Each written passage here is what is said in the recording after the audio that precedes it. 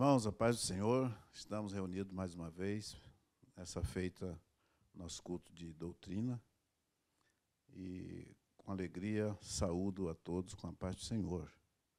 Espero que, ao adentrar ao seu lar, você seja mais uma vez abençoado pela palavra do Senhor. Vamos orar iniciando, em nome de Jesus Cristo.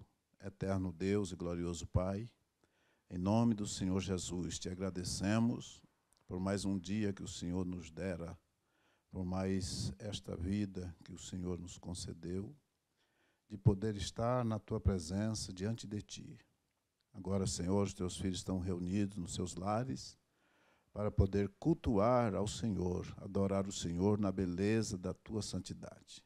Pois tua palavra diz que o Senhor é o Deus de perto e o Deus de longe. E por isso te adoramos em nome de Jesus Cristo. Convido os irmãos para abrir a sua harpa e nós vamos adorar o Senhor com 2 louvores.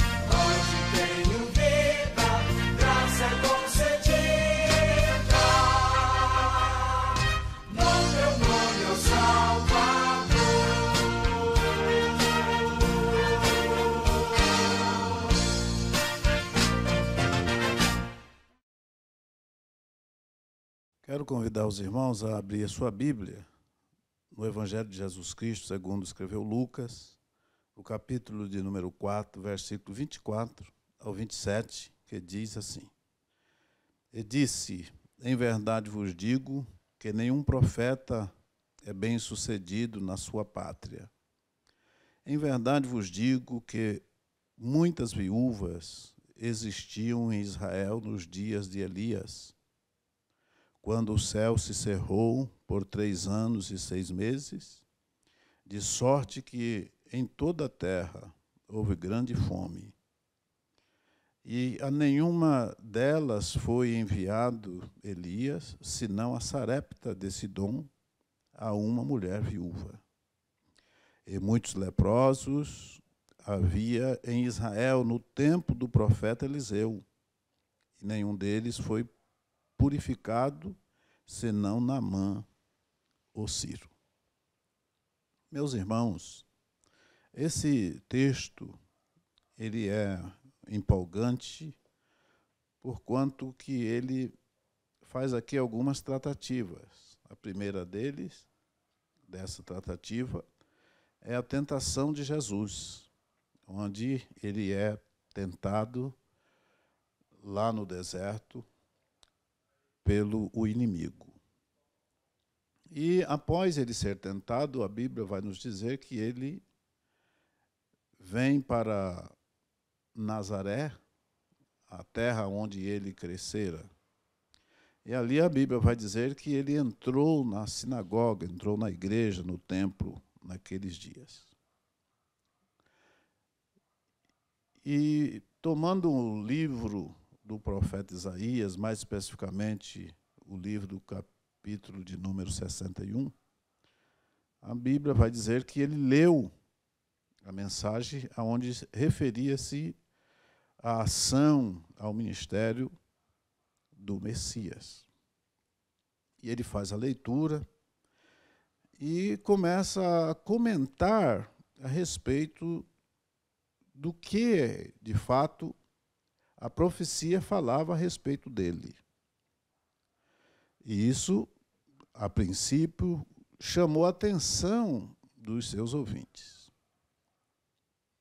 Até certo ponto. Aí nós vamos ver que Jesus ele vai discorrendo o seu discurso, e chega um determinado ponto da sua preleção que os ouvintes, eles saem de uma admiração ao que Jesus estava falando e passa agora para uma hostilidade. Isso por conta de que Jesus estava, a princípio, revelando a eles a verdade, revelando a eles o que ele estava falando, o que o livro estava dizendo. Mas, quando Jesus confronta eles com a verdade, isso não agradou. E nessa noite eu quero falar aos irmãos que a tônica, na realidade, do livro aqui, onde nós temos lido até aqui, a tônica aqui recai sobre ouvir e buscar. Então, a princípio da admiração do povo é porque Jesus estava falando da bondade de Deus, do que Deus de fato. Mas quando Jesus compara a bondade de Deus, ou equipara os judeus com os gentios, isso eles saem do campo da admiração e passa, como disse, para a hostilidade, porque eles se achavam superiores. Então Jesus usa aqui o exemplo de 4 pessoas, de 2 profetas e de 2 pessoas que foram beneficiadas por esses profetas. O primeiro profeta, ele se refere a Elias. E o segundo profeta, ele se refere a Eliseu, o seu sucessor. E a pessoa que fora beneficiada por Elias é a viúva de Sarepta, de Sidom. E a pessoa que fora beneficiado por Eliseu é Naamã, o leproso, um gentio da Síria. Ora, recapitulando, se fôssemos recapitular, o texto que retrata o episódio da viúva está em 1 Reis 17, 8 a 16, que a Bíblia vai dizer que Elias estava no ribeiro de Querite. E após o ribeiro secar-se, a Bíblia diz que Deus envia ele a Sarepta de Sidom e dá a ele instruções a respeito do que ele devesse fazer ali, que tinha provido de uma viúva para poder sustentá-lo. Parece um paradoxo onde uma viúva ter que sustentar um profeta. Se ela já tinha escassez, se ela já tinha falta das coisas, como agora ela haveria de sustentar um profeta? Então aqui está falando a respeito de ouvir e obedecer. Tanto o profeta como a viúva, ambos ouviram a voz de Deus e ambos obedeceram. Elias, por sair da onde estava e migrar para Sidom. E a viúva, por ser orientada por Deus. E ela atendeu aquilo que Deus requereu dela. Então, a viúva, ela, apesar de estar passando por escassez, um momento difícil, pois a seca havia atingido também lá. Mas ela estava dando uma grande lição e deixando uma grande lição para nós, que é a lição de acreditar no provedor. A providência da vida dela era praticamente zero, praticamente nada. Mas o provedor, ele não depende de alguma coisa para prover, porque ele é provedor. Então essa é a grande lição que nós aprendemos aqui. E isso você pode aplicar na sua vida hoje. Não tenha medo. Não fique amedrontado com o que está acontecendo. Pois o Deus provedor, ele está contigo. Ele está conosco, ele está com a igreja. A igreja jamais perecerá. A igreja jamais será sucumbida. Ela sempre terá o necessário. No outro episódio, aí a Bíblia vai dizer que Eliseu estava em Samaria e Naamã tinha na sua casa uma menina, a Bíblia não diz o seu nome, ela é anônima, e que ela prega o Deus de Israel naquela casa. E Naamã ficou informado do que estava acontecendo ali. E ele agora ouviu e foi buscar. Veja bem que a primeira ela ouviu e obedeceu. E agora Naamã ouve e vai buscar. Pois, se ele permanecesse na Síria, com certeza ele teria morrido com aquela doença, com aquela enfermidade. Mas ele ouviu e buscou. Então é exatamente isso que Jesus está ensinando e falando para aquele povo que estava ouvindo. Então eles deveriam ouvir e obedecer, ouvir e buscar. Por isso Jesus disse na sua palavra: vinde a mim. Então, quem deve procurar Jesus, buscar Jesus, é eu e você. Somos nós que devemos buscar. O profeta Isaías, no capítulo de número 55, e o versículo de número 6, ele diz: buscai ao Senhor enquanto está perto, invocai-o e quando pode achar. Então, hoje é o dia. Aproveitemos esse momento que estamos tendo, que na mordomia do tempo, Deus deu um pouco mais de tempo a nós para poder refletir mais a respeito de nós mesmos e dele também. Então, aqui nós vamos entender que a mensagem da graça bateu de frente com o exclusivismo judaico, arrogante daquela geração, daquela congregação, daqueles membros que recusaram-se a se arrepender. Então, o que o Senhor requer de nós nesses dias é que nós nos arrependamos, cheguemos mais perto dele. Então, para eles, era um absurdo ouvir um contemporâneo dizer que os judeus deveriam ser salvos pela mesma graça e da mesma forma que os gentios pagãos. A congregação ficou tão irada que resolveu matar Jesus. Nas palavras de Agostinho, ele diz: amam a verdade quando esta esclarece, mas odeiam quando ela os acusa. Isto se aplica perfeitamente a várias igrejas de hoje, que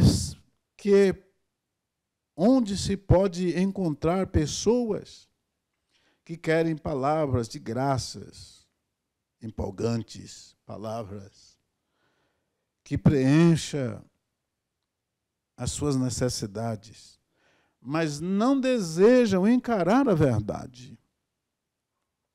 João 1,17 vai nos dizer que nós, a igreja do Senhor, lavada, remida no sangue de Jesus, nós devemos entrar pelo caminho da graça, porque a lei foi dada por Moisés, e a graça e a verdade vieram por Jesus Cristo.